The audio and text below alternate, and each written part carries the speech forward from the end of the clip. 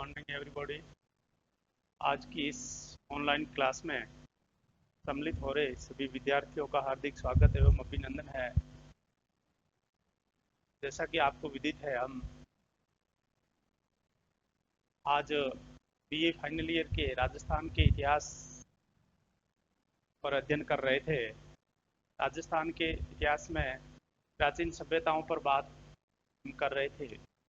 प्राचीन सभ्यताओं में हमने पिछली कक्षा में कालीबंगा के बारे में परिचर्चा की थी और आज इस कक्षा में हम आहड़ सभ्यता के बारे में जानकारी प्राप्त करेंगे, अध्ययन करेंगे। किसी भी सभ्यता का हम बात करते हैं तो 4-5 चीज़ों पर मुख्य रूप से बात की जाती है कि वो पुरातात्विक स्थल वर्तमान में राजस्थान राज्य के किस जिले में है या उसकी भौगोलिक स्थिति क्या है, वो किस नदी के किनारे स्थित था, उसकी खोज सर्वप्रथम किसने की और वहाँ उत्खननकर्ता कौन कौन थे और वहाँ मुख्य रूप से क्या क्या चीज़ें मिली और उस पुरातात्विक स्थल का समय क्या था और वहाँ की अर्थव्यवस्था का आधार क्या था। इसके अतिरिक्त कुछ उपकरण भी या औजार भी वहाँ से मिले होंगे, जैसे मिट्टी के मिले होंगे, तांबे के मिले होंगे, पत्थर के मिले होंगे, तो उनके बारे में परिचर्चा होती है। आज हम बात कर रहे हैं आहड़ सभ्यता के बारे में। आहड़ सभ्यता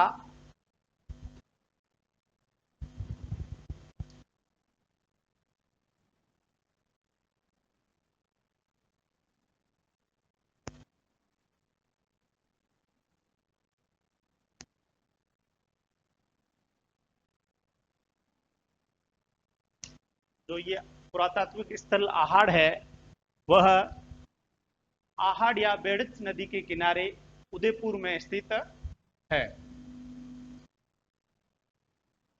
इसका इस सभ्यता की खोज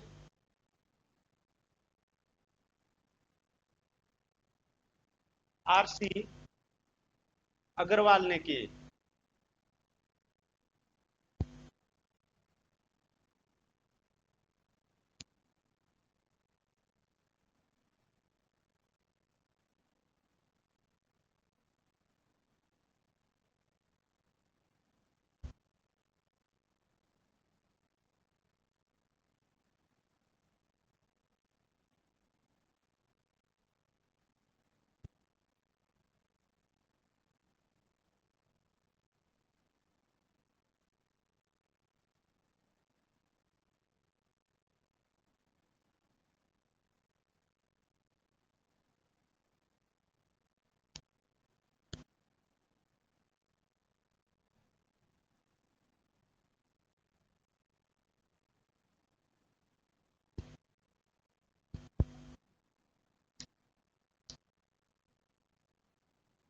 देखिए, जो आहड़ सभ्यता थी, इसकी सर्वप्रथम खोज आरसी अग्रवाल महोदय ने किया और यहाँ पर प्रथम बार उत्खनन का जो कार्य था वो ए.के. व्यास, अक्षय कीर्ति व्यास के निर्देशन में 1953 में हुआ।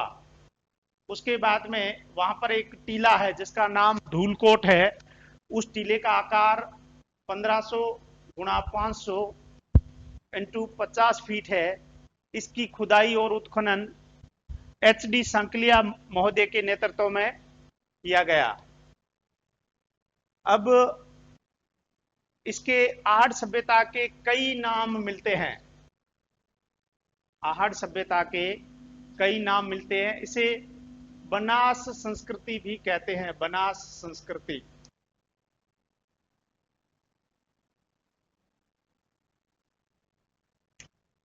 पहला इसका प्राचीन नाम है बनास संस्कृति। दूसरा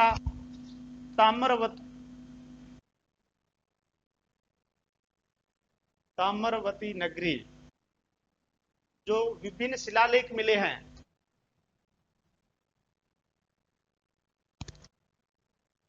उन विभिन्न शिलालेखों में इस सभ्यता का नाम ताम्रवती नगरी है और अगाटपुर या अगाट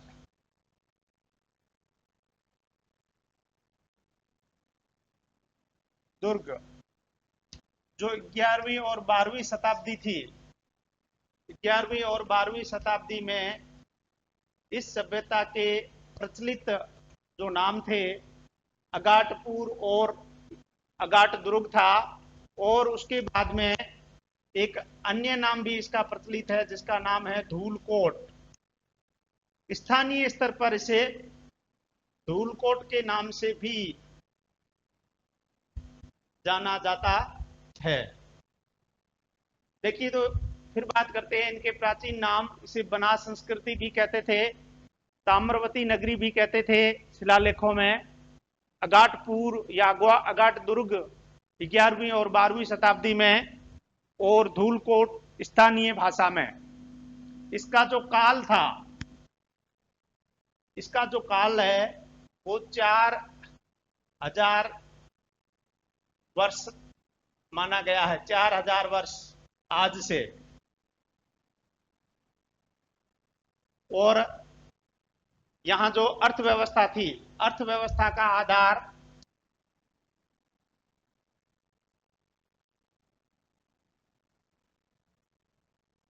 पशुपालन था, प्रमुख रूप से पशुपालन।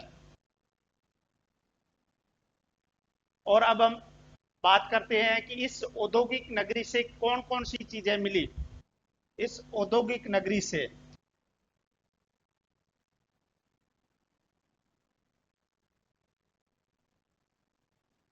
क्या क्या मुख्य रूप से मिला।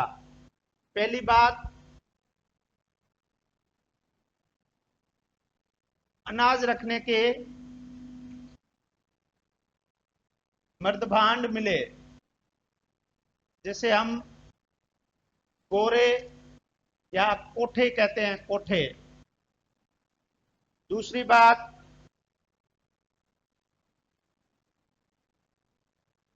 तांबा गलाना, तांबे गलाने के यंत्र और ताम्र उपकरण मिले।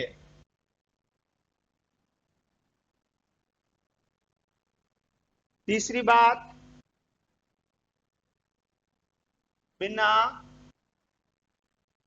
हत्थे के जल पात्र, ऐसे जल के बर्तन मिले जिनके हत्थे नहीं थे। चौथी बात,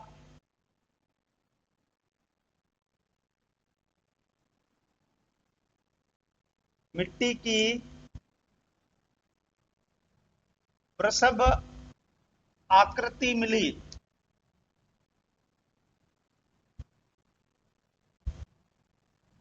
जिसे पुनासियन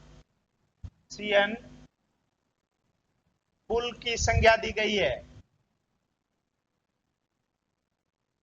और पांचवी बात, ताम्र निर्मित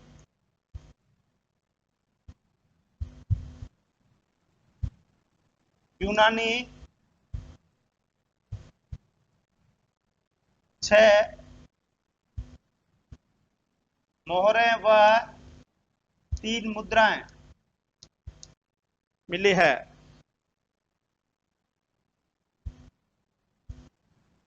छह मुद्राएं और 3 मोहरें मिली है, और इसका काल 3री सदी ईसा पूर्व से 1म सदी ईसा पूर्व तक माना गया है। देखिए, जो बनास से प्रमुख रूप से जो चीजें मिली है उनके बारे में हम बात करते हैं। आहट से जो चीजें मिली है उसमें अनाज रखने के मर्दभांड मिले हैं, मिट्टी के बने हुए, जिनको स्थानीय भाषा में गोरे और कोठे कहते थे। तांबा गलाने के यंत्र भी मिले हैं और तांबे के उपकरण भी मिले हैं। तीसरा, बिना हाथे के जल पात्र मिले हैं। मिट्टी की एक वृषभ आकृति मिली है जिसे बुनासियन बुल्स कहा जाता है। और पांचवा तो विशिष्ट है परीक्षा प्रतियोगी परीक्षाओं की दृष्टि से, वह है कि तांबे से बने हुई 6 यूनानी मुद्राएं और 3 मोहरें मिली है, जिसका काल प्रमुख रूप से तीसरी सदी ईसा पूर्व से लेकर प्रथम सदी ईसा पूर्व तक माना जाता है। यह तो प्रमुख रूप से चीजें मिली है। इसके अतिरिक्त हम बात कर सकते हैं, जैसे मृदभांड यानी मिट्टी के, वहां कटोरे मिले हैं, तासले मिले हैं, ऊंची गर्दन वाले पानी के घड़े मिले हैं, ढक्कन वाले कटोरे भी मिले हैं। उसके अतिरिक्त हम बात कर सकते हैं पकी हुई मिट्टी के बर्तन, जैसे सर खुजलाने का, नारी की मूर्ति, ऐसी चीजें मिली है। तांबे के कुल्हाड़ियां मिली है, छल्ले मिले हैं, चूड़ियां मिली है। और जो पत्थर की मूर्तियां हैं, पत्थर के उपकरण में है, उनमें पत्थर के भी हथौड़े हैं, सरवटे हैं और मानवाकृतियां भी मिली है। जो ये आहड़ सभ्यता का स्थल है, यहाँ पर संवाधन की जो प्रणाली थी वो अपने आप में विशिष्ट थी। यहाँ पर आभूषण के साथ शव जो गाड़ा जाता था, शव के सिर की दिशा उत्तर में और पांव दक्षिण दिशा में करके आभूषण के साथ गाड़ा जाता था। एक बार फिर हम बात करते हैं आड़ सभ्यता के बारे में। देखिए, आड़ सभ्यता आहड़ या बेड़च नदी के किनारे उदयपुर जिले में स्थित है। यहाँ इस सभ्यता की सर्वप्रथम खोज आरसी अग्रवाल महोदय ने और यहाँ उत्खनन AK व्यास सर और HD सांकलिया महोदय द्वारा किया गया। सांकलिया महोदय ने धूलकोट टीला का उत्खनन करवाया।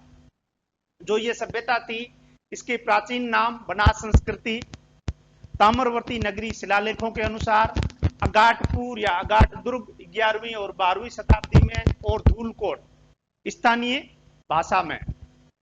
इसका काल 4000 वर्ष पूर्व माना जा सकता है। इस औद्योगिक नगरी की अर्थव्यवस्था का प्रमुख आधार पशुपालन था। यहां से जो मुख्य चीजें मिली है उसके बारे में हम बात करते हैं। यहाँ अनाज रखने के मर्दभांड मिले हैं, जिन्हें गोरे या कोठे कहा जा सकता था।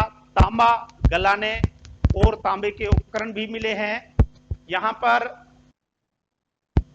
एक मिट्टी पर वृषभ की आकृति मिली है, जिसे बुनासियन बुल्स कहते हैं। और एक बिना हाथे के जल पात्र मिले हैं। और यहाँ पर जो विशिष्ट चीज मिली है वो है तांबे से बनी हुई यूनान की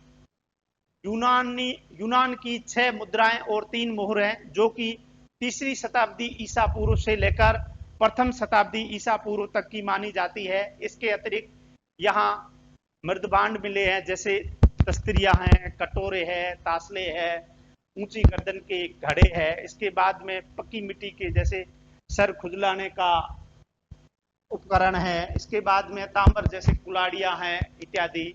और यहाँ शव गाड़ने की एक विशिष्ट प्रणाली थी, जिसमें शव को आभूषण सहित सिर को उत्तर दिशा में और पांव को दक्षिण दिशा में रख करके गाड़ा जाता था या समाधान किया जाता था।